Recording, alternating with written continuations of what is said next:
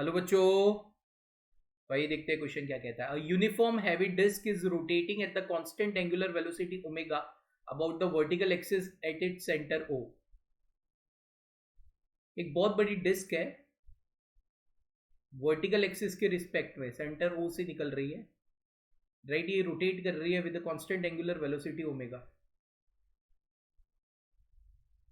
अगर some wax is drop gently on the, मान लीजिए कोई भी एक्स डिस्टेंस पे, राइट, वैक्स जेंटली, एकदम जेंटली रखा गया है. जेंटली रखना इसका मतलब क्या है? Net torque on the system is 0. इसका मतलब एंगुलर मोमेंटम कंजर्व हो जाएगा. Law of conservation of angular momentum लगाएंगे ना, so angular momentum will be conserve, right. Now अब इसमें वैक्स रखने के बाद जो सिस्टम की एंगुलर वेलोसिटी हो जाएगी वो चेंज हो जाएगी. देखो, L initial that is equal to L final. This is initial angular momentum, this is initial angular velocity, final angular momentum, right, final angular velocity. तो यहां पे अगर आप देखते हो तो आई डब्ल्यू कॉन्स्टेंट हो जाता है, तो कहना इससे moment of inertia is inversely proportional to omega.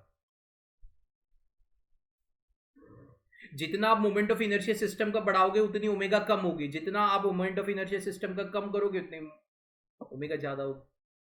तो यहां पे जब वैक्स नहीं था तब initial moment of inertia system का कितना था? Let us take an example, it was M R square. जब वैक्स आ गया तो क्या हो जाएगा? Moment of inertia of wax plus moment of inertia of disc. तो मोमेंट ऑफ इनर्शिया बढ़ गया ना, राइट. तो आई इंक्रीज हो रहा है तो ओमेगा क्या होगी? डिक्रीज. बहुत सिंपल सी चीज है, सीधा रिलेशन है, कोई इधर उधर की बात नहीं है, राइट. सीधा रिलेशन है, ठीक है ना, इनवर्स.